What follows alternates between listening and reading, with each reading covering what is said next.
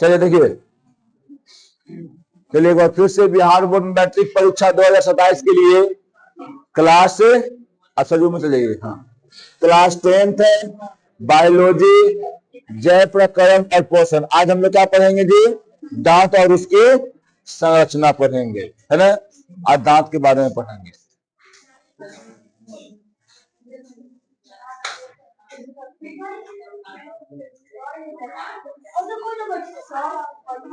आपको मतलब थे 9 में। चलो देखो, अब बता छोड़ी, हम कल पढ़ाए थे कि हमारे शरीर में पाचन ग्रंथि कै गो है? डंडवा को तो नहीं लो, डंडवा ला ना, डंडवा को। पाचन ग्रंथि कै गो है? 6 गो। एक सेकंड, कौन कौन खड़ा हो? दो, कौन कौन कौन कौन है? हाँ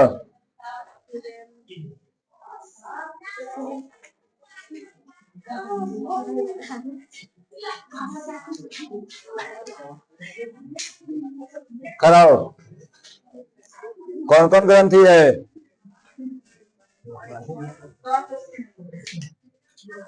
आए लो, कौन कौन ग्रंथि है?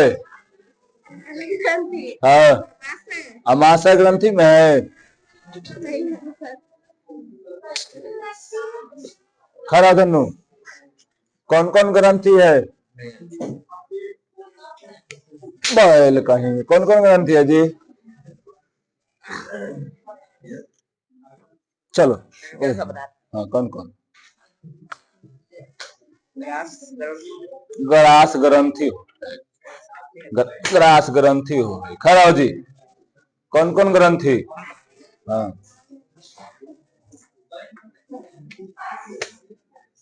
एक ठो बैल से। खड़ा खड़ा हो, इसको बोलो तुम बैठो। बताओ कौन कौन ग्रंथि? हाँ लो लो, हो गया, हम समझ गए। नीचे नीचे नीचे नीचे करो, हाथ हाथ एकदम नीचे करो। खड़ा हो, कौन कौन ग्रंथि? हाँ,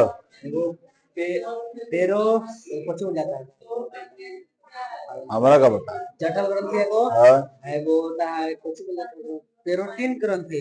पेरोटीन ग्रंथि कैसे से आ गया? आगे बताओ, याद है? याद था सर, 5 को बताया। हाँ 5 को बताया। हाँ तो 5 को कौन कौन हो तो बताओ, हो तो बताओ। खड़ा हो, कई ग्रंथि होता है? कौन कौन? प्रोटीन ग्रंथि, लार ग्रंथि। वेरी गुड, पूरा लाभ खा हो गया। चलो लो लो लो, याद करो याद करो याद करो। खड़ा हो जी, अनिकेत। कै गो? कौन कौन? कहीं तो लड़की वाला थी पहले। खड़ा, कौन कौन? हाँ, बल बैल कहीं का, बैल कहीं। खड़ा, कौन कौन? अमाशय ग्रंथि, जठर ग्रंथि, जठर। हाँ आए, चलो याद करो याद करो। खड़ा हो, कौन कौन ग्रंथि है? हाँ बैठो, तुम बैठ के बोलो, उतना लंबा का हो गया है। अब बोलो, चल चल। बैल बैल कहीं का। खड़ा हो जी अविनाश, काय होता है? आई रे लोल, हम थोड़ा विश्वास में तो छोड़ ले अली कि का याद होगा, लास्ट में पूछेंगे। खड़ा है, बताओ। हाँ चल, तू पहले पिता यहीं को मैंने कौन? हाँ तो वो नहीं कल आया था। नहीं, कैसा लगा मेरा मजाक? अच्छा इसको उतार लो, तनिको नोट नहीं कर सकता है। अच्छा हम बोलेंगे तब तू करेगी, हम बोलते हैं तो तू खाती है, मारेंगे झापड़ से बैल करेंगे। पढ़ने का तुमको तरीका नहीं मालूम है कि जो जो यहाँ पे ऐसे लिखवा रहे हैं उसको ठीक करो, उन नोट्स में था ठीक करके रुकना नहीं है। वो अपने चलते चलते किताब रखो, किताबें में कहीं नोट कर दो, काम हो गया। तो आराम से बैठ गए ऊपर से एक हम कल का ढील है तो लिखे, ऐसे करती है, हैं? बेताल कहीं के। याद रखो, एक राउंड चल जाएगा। किताब उताब सब निकाल के रखो, आदम याद करो। अब पीडीएफ दिए उसमें से कुछ है, ए फलनिया कुछ है तो हो जाएगी।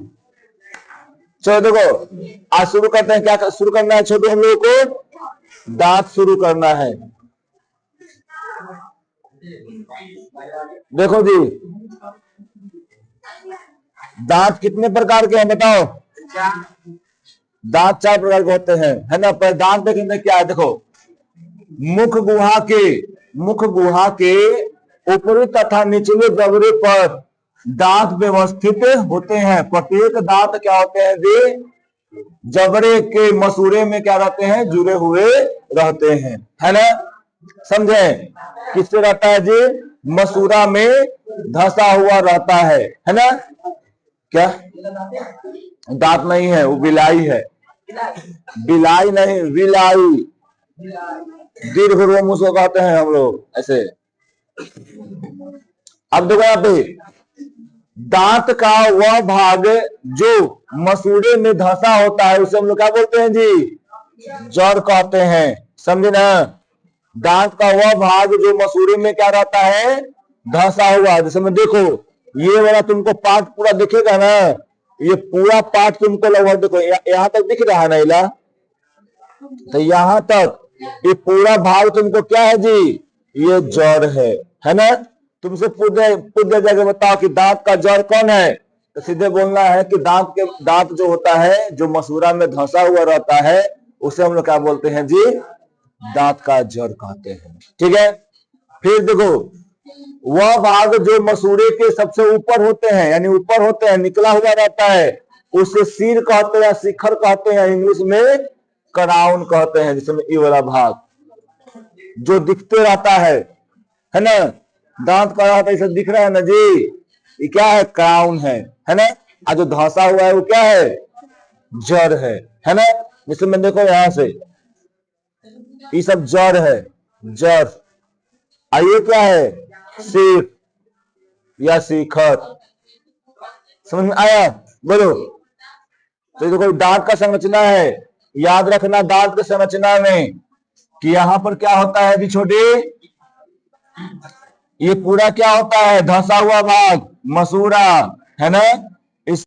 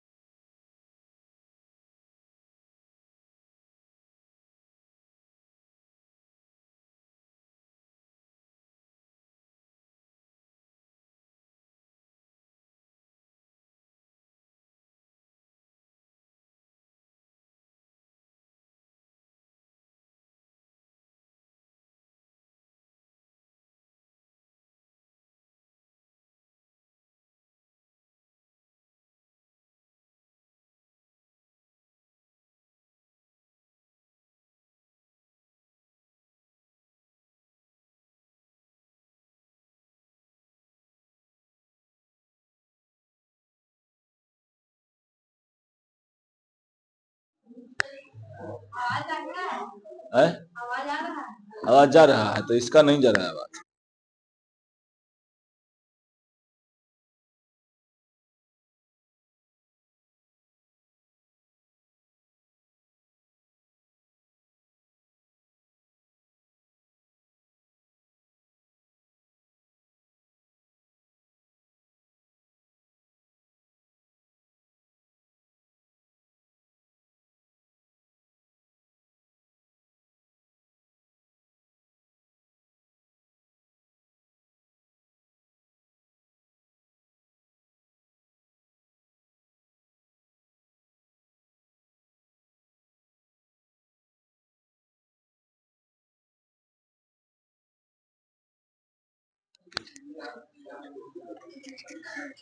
चल भाई काहे से कर रही है?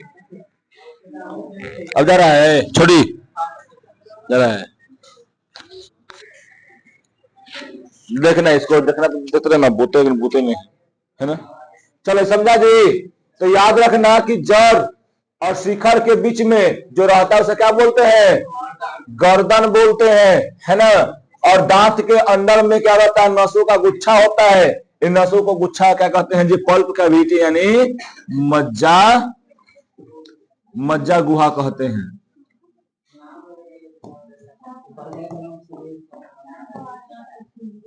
क्या ये बोला? है बाकी क्या कुछ है? है सिर, बताओ पहले।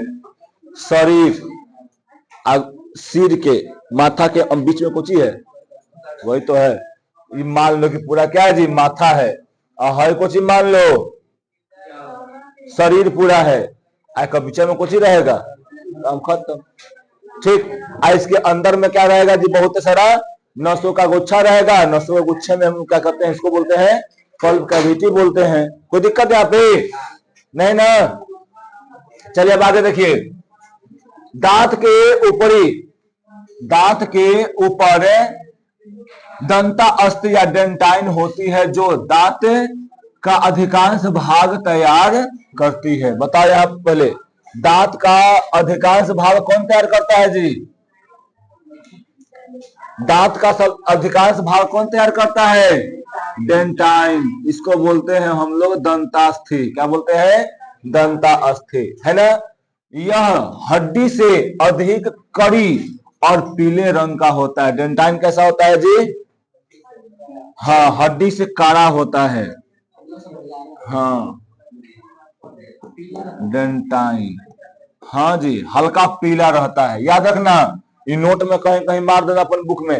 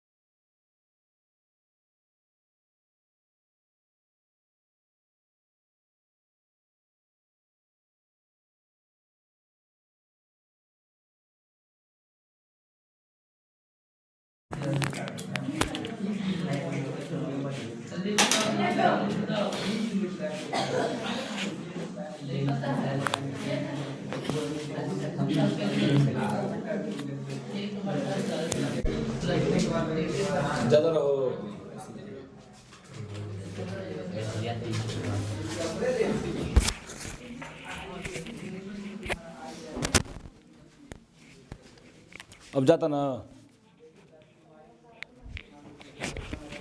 चलो देखो अभी तक समझ में आया जी। यहाँ पे तो दांत के बारे में इतना जानना। MVVI ये वाला है, डेंटाइन वाला है ना। फिर पीले रंग का, फिर वो कड़ा आवरण होता है ना। फिर याद रखना कि दांत जो होता है उजला रंग के क्यों होता है, ये भी आप लोग याद रखना, इनामेल कारण होता है। समझ? हाँ, डेंटाइन दांत को बनाता है, समझे। अब यहाँ पर याद रखना, यहाँ भी तीनों के तीनों क्या है जी, MVVI है। कै गो यहाँ पे है, देखो यहाँ पे 4 गो टॉपिक है और चारों के चारों दम क्या है जी, MVVI है। 4 गो यहाँ पर लाइन है, चारों के चारों है। देखो एक वयस्क आदमी में कितना होता है कुल दांत जी, 32 गो। ये भी क्वेश्चन पूछा हुआ है, ठीक। वयस्क आदमी में इसका सूत्र कितना होता है दांत का, याद रखना 21, 23। अब बटा में क्या होगा 21, 23। मिला के एक तू करेगा ना तो कितना हो जाता है, इसको करेगा तो पूरा दम कितना जाएगा जी, 32 को आ जाएगा। जैसे में देखो 21, 23 बटा में 21, 23 कितना, 3 2 1 3 2 5 5 3 8। फिर नीचे भी उतना ही हो जाएगा 8। गुना कर दो, कितना से गुना करेगा, 2 से गुना करो, कितना हो जाएगा जी 16 16। 16 गो ऊपर, 16 गो ऊपर या 16 गो नीचे, टोटल कितना हो गया, समझ में आया। ऐसे होता है, ठीक। क्योंकि आधा यहाँ से इधर में है गिने, इधर से इधर में है गिने, तो यहाँ पर क्या कहिए 8 को यहाँ से इधर है, समझा। तो इधर 2 से करेंगे तब नहीं दुगना आ जाएगा इसका। तो ऊपर कै गो 16 गो, 16 गो कै गो नीचे, टोटल कितना 32। ये बता दिए थे बच्चों में दांत कितना होता है जी दूध का। इसका सूत्र क्या होगा, ये वाला याद रखना तुम, 21 और कितना 02 है ना। इसका निकाल दे, इसका कैसे होता देखो 21 02 21 02 3 1 2 1 3 3 2 5, नीचे में 5 इंटू 2 इंटू 2 कितना हो जाएगा 10 10 10 गो ऊपर या 10 गो नीचे, टोटल कितना हो जाएगा जी 20 गो दांत हो जाएगा।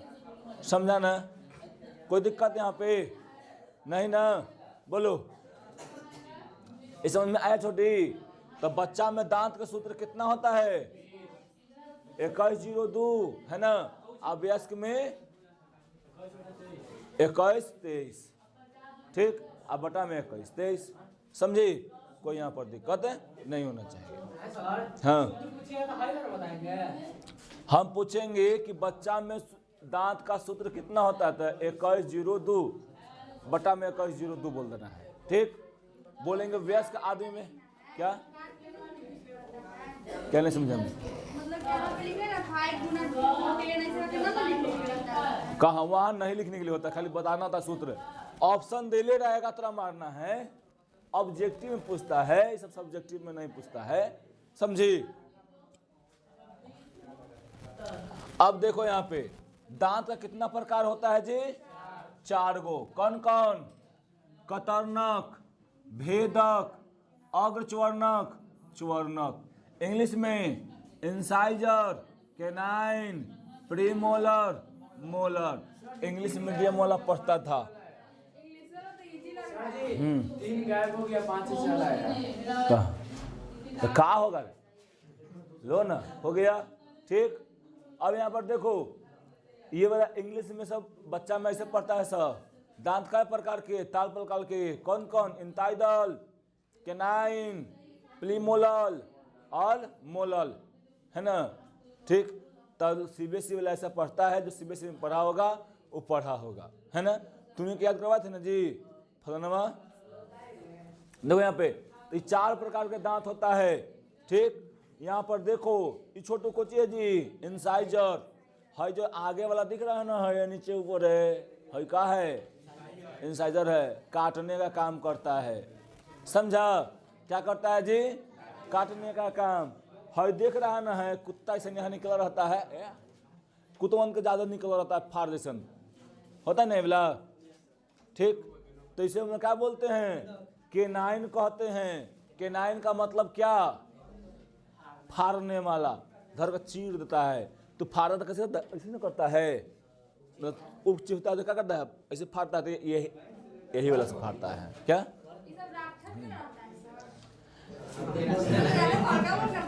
उसमें बड़का बड़का रहता है, हमें बताइए नहीं को रहता है।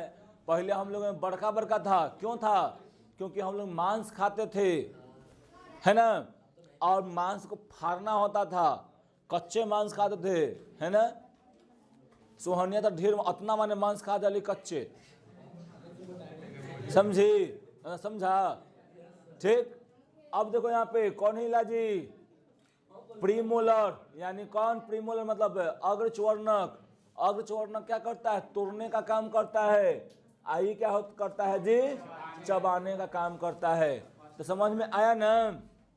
देखो छोटी, अपन अपन मुंह से मान लिया वाला क्या करना है, लड़का लोग भी अपन अपन मुंह मान लेना, ठीक ना। तो हई जो देख रहा है ना छोटू, आगे वाला भगवा है यहाँ से, अब चौला तो चौला रहता है कि यहाँ फाड़ने में मजा है, ठीक। यहाँ पर है देखो 4 गो, देखो इधर, तो ये क्या रहता है जी बताओ, ये होता है केनाइन, है ना। एक सेकंड, केनाइन ना, हम इंसाइजर के बारे में बात कर रहे हैं ना। इंसाइजर ये क्या होता है जी, इंसाइजर यानी कतरनक।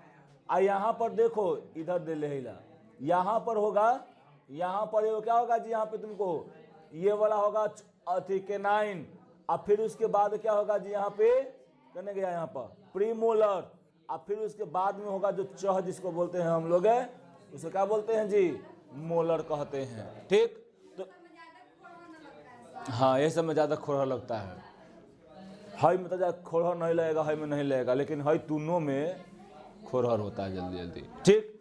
तो देखो इसका चित्र भी पारने के लिए आता है, तो कैसे पारेगा रेगा जो धर,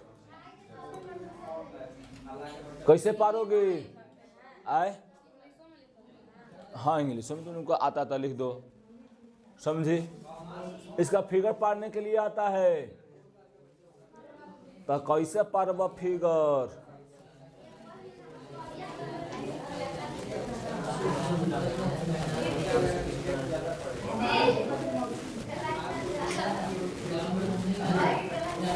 लगभग ये हो गया है फिगर। किसका हो गया जी, कतरना, है ना।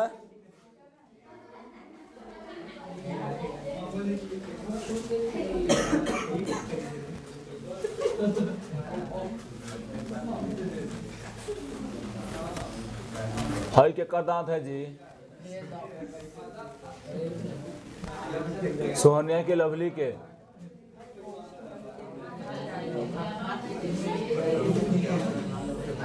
ये किसका हो गया जी, ये हो गया भेदक, है ना।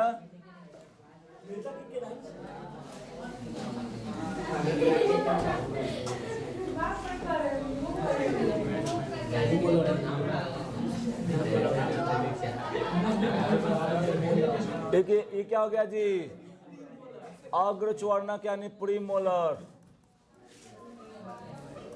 चवर्णक, हाँ।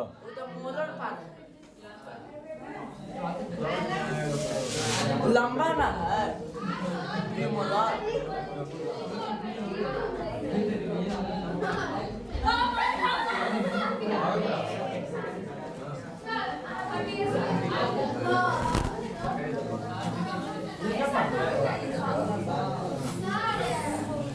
कुछ ऐसे करके होता है क्या जी, चवर्णक,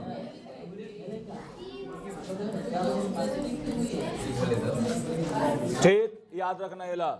और अपने सब लोग अपने घर पर जाकर इसको पार के कल्हे लाएगा, कल्हे नहीं पार के लाएगा तो बहुत मारेंगे, समझे ना। ये लड़का सुन लिया ना, ठीक। चारों पार के लाना है, समझे। कौन हाँ जी,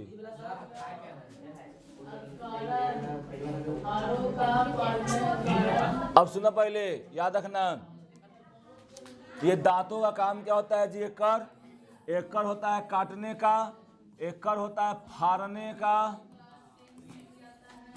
का, एक कर काम क्या होता है जी? चबाने का, है ना? सॉरी, चबाने का नहीं, तोड़ने का।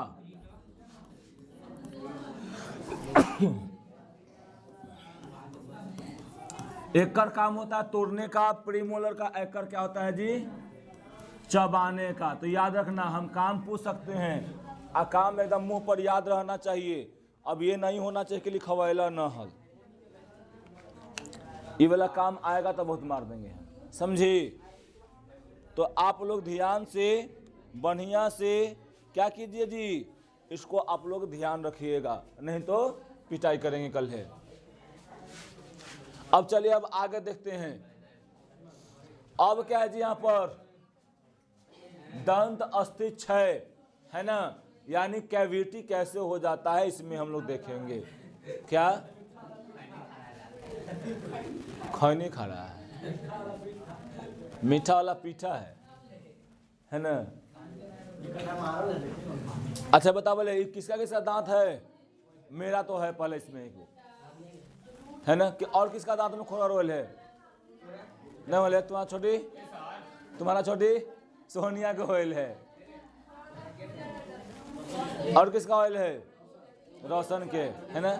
मेरा भी दांत में एकदम पूरा दम खोरा रोल है। देखो पहले, देखो इधर, सुनो इधर, मुंह में उत्पन्न अम्ल दांत की बाहरी परत, यानी बाहरी परत जो कड़ी परत होता है, इस कड़ी परत क्या करता है जी? नरम बना देता है ना? और धीरे धीरे उसमें क्या होता है जी?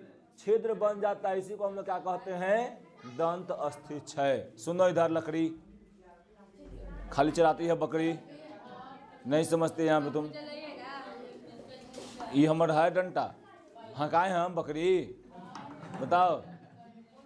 देखो इधर पहले, तो यहाँ पे क्या होता है? देखो, मुंह का जब अम्लीयता बढ़ जाता है, अम्लीयता मतलब मुंह का पीएच मान जो होता है वो 7 से कम हो जाता है ना? 5 हो जाएगा, 5 पॉइंट कुछ हो जाएगा, तब क्या होगा यह जी? दांत जो होते हैं, ऊपरी भाग जो होता है इनामेली, सब नरम हो जाता है, जिसके कारण क्या होता है? उसमें में बहुत सारा सूक्ष्म जीव लगेगा, और सूक्ष्म जीव लग के उसको क्या करेगा जी? बर्बाद कर देगा, खाने लगेगा, उसको में क्या कर देगा? कैविटी कर देगा। समझा?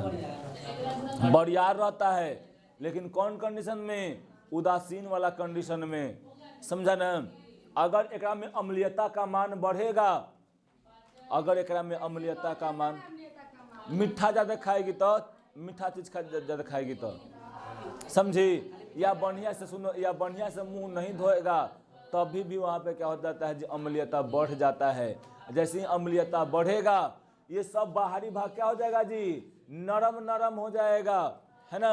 और नरम जैसे ही होगा, अब एकरा में क्या होगा? माइक्रो ऑर्गेनिज्म लग जाएगा, यानी सूक्ष्म जीव लग जाएगा, और सूक्ष्म जीव लगकर एकरा में खोरहर करना, सड़ाना इसको शुरू कर देगा। और देखो कितना भयानक सड़ आता है ना? और क्या करता है? दांत जो होता है पूरी तरह से खराब कर देता है, दर्द उत्पन्न होता है, समझे? बहुत भयानक काम ये करता है, समझा छोटू? फलाना तुम ही कह रहे हो। तो याद रखना, दांत क्षय आपसे पूछेगा तो क्या बोलिएगा जी? मुंह में उत्पन्न दांत की, देखो, मुंह में उत्पन्न अम्ल दांत की बाहरी परत को क्या करता है जी? कड़ी परत को नरम कर देता है, जिसके कारण धीरे धीरे दांत में छिद्र उत्पन्न हो जाता है, और छिद्र उत्पन्न होकर दांत को सड़ाना शुरू कर देता है। इसी को बोलते हैं दंत अस्थि क्षय कहते हैं।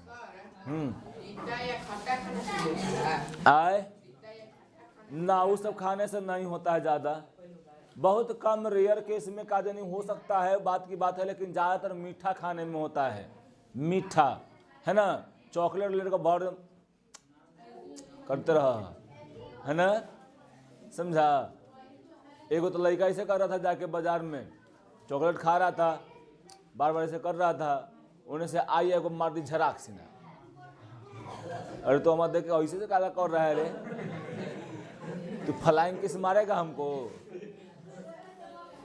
कहा कि नहीं हम चॉकलेट खा रहे हैं। तुम चॉकलेट खा रहा है? दिखा तो मुँह। बेचारा दिखाया तो सही में चॉकलेट खा रहा था। वो लड़की बेचारी शर्मा के चली गई। ठीक।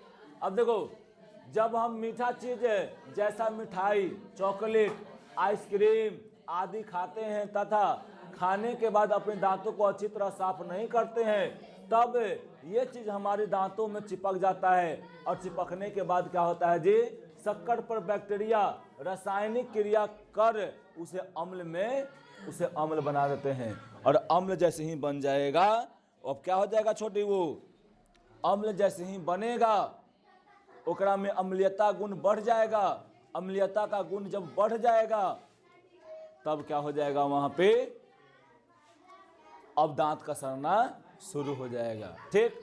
बैक्टीरिया तथा भोजन के क्या है, महीन कण दांतों से क्या होते हैं जी, चिपक कर एक परत का निर्माण कर देते हैं।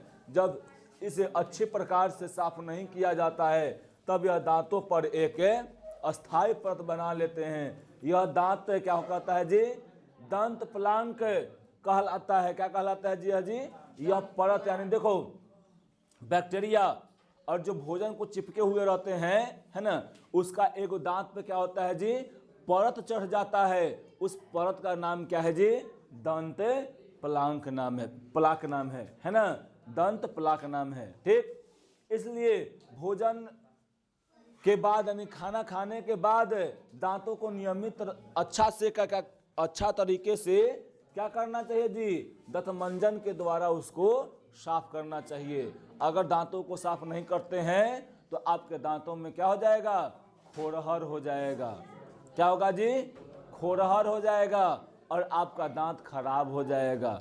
फिर कहिए कि दांत में क्या हो गया जी, दर्द हो रहा है, खोरहर हो रहा है ना। और मीठा चीज से बचें, मीठा चीज ज्यादा न खाएं।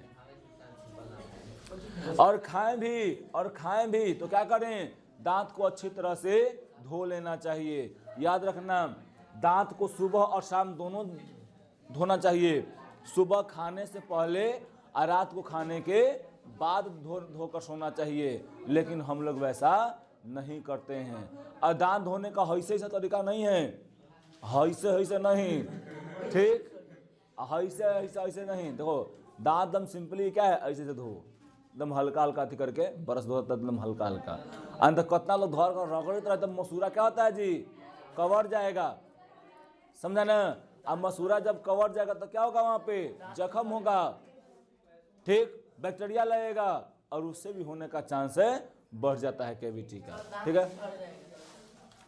अब देखो यहाँ पे दांतों को अच्छी तरह से साफ नहीं करने पर बैक्टीरिया दांतों के भीतर प्रवेश कर जड़ों तक पहुंच जाते हैं। इससे दांत संक्रमित हो जाते हैं, जिससे दांतों में दर्द होने लगता है। दांत देखो दांत क्षय होने के लक्षण कौन कौन है, दांतों में छेद या गड्ढा हो जाना, है ना, मीठा ठंडा गर्म खाने पर संवेदनशील हो जाना। जैसे मैं ठंडा खाता ना है, ठंडा पानी पी लेगा ना तो दांतवा सिहरे लगेगा। जब दांत सिहरना शुरू हो गया है, समझो कि तुम्हारा मुंह का अम्लीयता बढ़ चुका है और उसमें क्या होगा जी, दांत अब क्षय होना शुरू कर देगा। क्या, अब उसको इलाज करो, आए तो उसको अच्छा से मुंह धोवो, समझा। ठीक। ज्यादा लवण ये सब खाओ, लवण का तेल यूज करो। चबाने में दर्द और असहज होता है, मान लो कुछ खाना खा रहा है, चबा रहा, भाई दर्द करता है, होता है ना। सांसों से बदबू आ जाना, मुंह से बदबू आने लगेगा, फिर बोलेगा तो मुंह से बदबू आने लगेगा, समझो कि तुम्हारा दांत क्षय का होने लगा है। पहला एकदम ई वाला एकदम इंपॉर्टेंट रखना, है सब तो थोड़ा सा नहीं पकड़ाएगा, लेकिन हई वाला जब मुंह से बदबू आने लगा बोलते समय, चाहे सांस लेते समय, तो समझो कि तुम्हारा दांत में प्रॉब्लम शुरू हो गई। हाँ। ठीक। मसूरों में सूजन होगा, है ना, लालिमा होगा, गंभीर मामलों में बुखार और क्या होगा जी, चेहरे पर सूजन। कितना का दांत होता न है तो फूल जाता है सब पूरा फूल जाता न है तो कहीं मसूरा फूलल है। ठीक, तो ये सब तुम्हारा क्या है जी, लक्षण दांत क्षय होने का। ठीक, चलो तो आज क्या हुआ तुम्हारा जी, दांत खत्म। अब क्या पढ़ेंगे हम लोग, लार ग्रंथि, जिसको बोलते हैं सैलिवरी ग्लैंड। ठीक, क्या बोलते हैं हम लोग जी, सैलिवरी ग्लैंड। ओका से निकलता है सलाइवा, समझे? हाँ बोलो क्या, यही में सब पिटाया है। अब बता देते हैं कई ग्रंथि होता है, कौन कौन होता है। सुनो, पहले का हमारे पाचन तंत्र में पहले कौन होता है जी, मारेंगे हम, ग्रंथि पूछ रहे हैं, लार ग्रंथि। दूसरा का कौन होता है,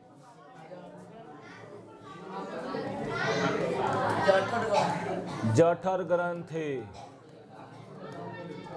तीसरा का यकृत ग्रंथि। चौथा अग्न्याशय ग्रंथि।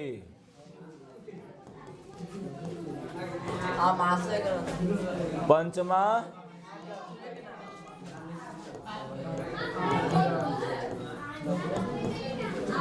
ऑनलाइन समझ में अपने लोगों के देखला थीन, बता थीन ना, घुमा दे भाई। दांतों वाला है,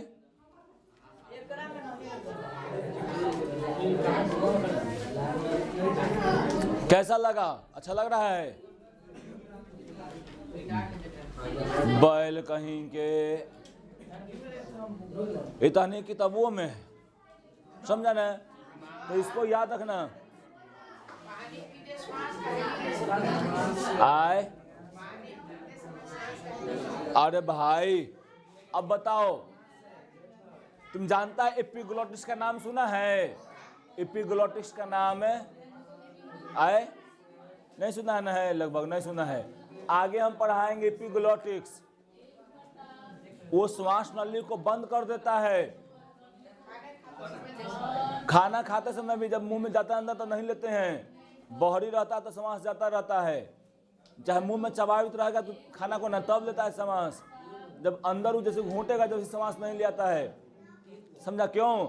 एपिग्लोटिस को बंद कर देता है श्वास नली को। ठीक, चलिए देखिए छोटू, लार ग्रंथि। लार ग्रंथि मुख गुहा में उपस्थित होता है। कहाँ होता है जी?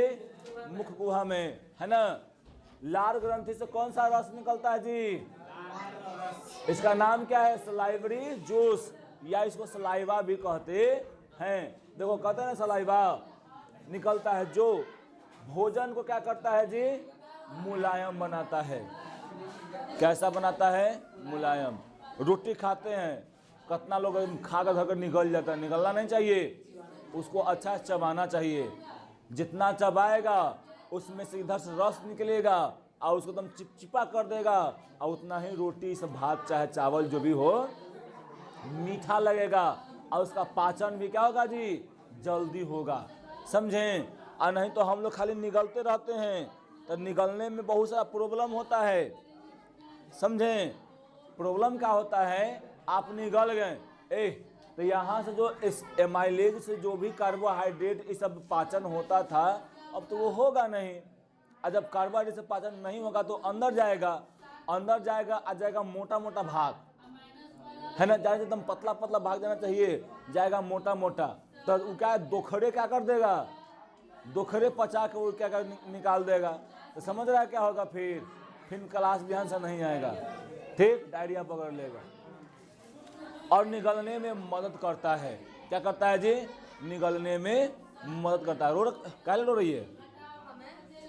अब देखो, लार ग्रंथि में, सॉरी, लार रस में कौन सा एंजाइम होता है जी? एमाइलेज। MBBI में मार लेना, समझा। लार ग्रंथि में कौन सा एंजाइम होता है? एमाइलेज, है ना। न याद रहेगा तो कहना एमाई, खियाओ नॉलेज, है ना, एमाइलेज। समझ छोटी। अब देखो नामक एगो एंजाइम पाया जाता है जो भोजन में उपस्थित कार्बोहाइड्रेट का पाचन करता है। ये भी MVVI है। समझे ना। यहां पर याद रखना, लार रस में कौन सा होता है एंजाइम, एमाइलेज। एमाइलेज किसको पचाता है जी, कार्बोहाइड्रेट को पचाता है। किसको पचाता है, कार्बोहाइड्रेट को पचाता है। कोई दिक्कत इसमें नहीं ना। लार ग्रंथि में कई भाग है, लार ग्रंथि कितने भागों में बटा होता है, 3। कौन कौन, पैरोटिड ग्रंथि, सब मैंडिबुलर और सब लिंगुअल। देखो पैरोटिड ग्रंथि यह है और सब मैंडिबुलर यह है और सब लिंगुअल यहाँ पे है। बताया था ना कि कनपट्टी भी रहेगा, उसे क्या बोलते हैं, पैरोटिड ग्रंथि। और यहाँ पे क्या इसको बोलते हैं छोटे, जो जबड़ा के पास में रहता है उसे क्या बोलते हैं, सब मैंडिबुलर। और जो जीभ के नीचे रहता है उसे क्या बोलते हैं, सब लिंगुअल बोलते हैं। याद रहेगा ना, बोलो। हाँ, तीनों जगह से जूस निकलता है। और याद रखना सबसे बड़ा एकरा में, तीनों में सबसे बड़ा कौन होता है जी, पैरोटिड होता है सबसे बड़ा। समझे। अब यहाँ पर देखो लार रस में लगभग 98 से 99% क्या रहता है जी, पानी रहता है। और 1 से 2% क्या रहता है जी, एंजाइम। वो जो एमाइलेज एंजाइम कितना प्रतिशत रहता है जी, 1 से 2%। और सबसे ज्यादा क्या रहता है इसमें, पानी रहता है। ठीक। पैरोटिड ग्रंथि, पैरोटिड ग्रंथि देखो अब क्या पढ़ना है यहाँ पर जी, पैरोटिड ग्रंथि यह सबसे बड़ी लार ग्रंथि है। कैसा है जी, सबसे बड़का लार ग्रंथि है ये वाला। समझा ना। यह गाल में, गाल के दोनों तरफ होता है, इधर भी होता है और इधर भी होता है, कनपट्टी के पास में होता है। इससे, इसमें से लार का यानी रस, यानी जो रस जो होता है, सलाइवा जो होता है, मुख्य रूप से क्या होता है जी, स्रावित होता है ना। एमाइलेज एंजाइम युक्त होता है जो स्टार्च को तोड़ने यानी कार्बोहाइड्रेट को पचाने में काम करता है। पैरोटिड ग्रंथि से कुल लार रस का कितना प्रतिशत निकलता है जी, 25% निकलता है। यानी टोटल जितना निकलता है उकरा में से 25% किससे निकलता है जी, पैरोटिड ग्रंथि से निकलता है। समझ में आ रहा है, बोलो। कोई दिक्कत नहीं ना। अब यहाँ पर देखो पैरोटिड ग्रंथि, पैरोटिड ग्रंथि से निकलने वाली लार स्टेनलेस डक्ट यानी नलिका के माध्यम से क्या होता है जी, यहाँ पर मुख में प्रवेश करता है। याद रखना एकरा में जो रहता है ना, एकरा में एगो नली होता है, एगो पाइप होता है। उस पाइप का नाम क्या है जी, एक्सटेंशन डक्ट। क्या नाम है, एक्सटेंशन डक्ट। यानी एगो नलिका होता है जिसके द्वारा ये मुंह में आता है ना। अब देखो यहाँ पे बीमारी कौन सा होता है जी, इस ग्रंथि में मम्प्स होता है, फूल जाएगा पूरा। समझे, पूरा फूल जाएगा एक साइड में। देखो यह जो होता है किसके द्वारा होता है जी, वायरस के संक्रमण के द्वारा होता है ना। जिसे हम लोग क्या बोलते हैं कि ग्रंथि में सूजन आ गया है, ग्रंथिया में सूजन आ जाता है। समझे ना, जिसके द्वारा मम्प्स हो जाता है, फूल जाता है, बड़का वो हो जाता है। ये समझ में आया, बताओ।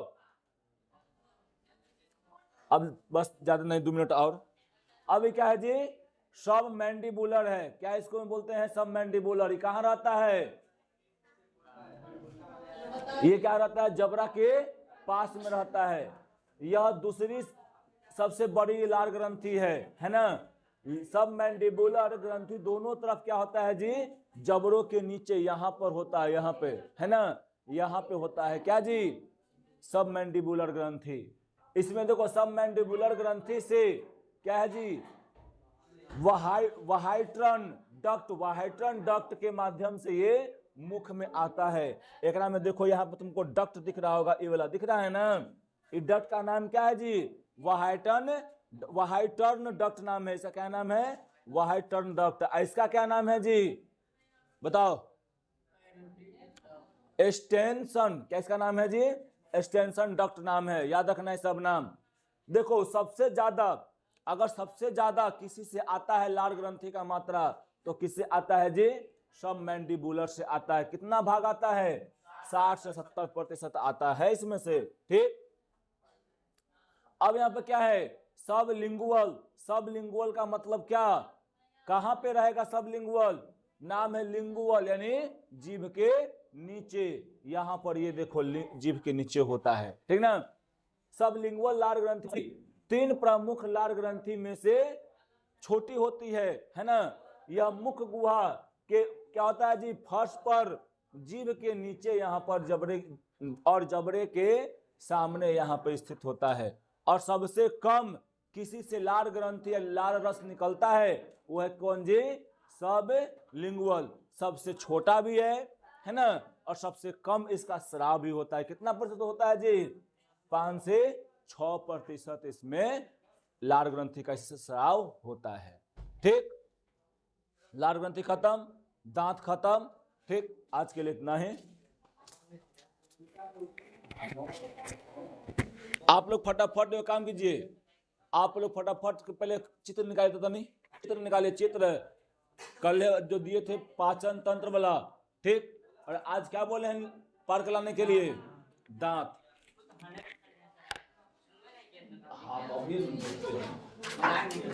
अभी हम 100% आपको देते हैं। हाँ तो हम अभी दे रहे हैं ना,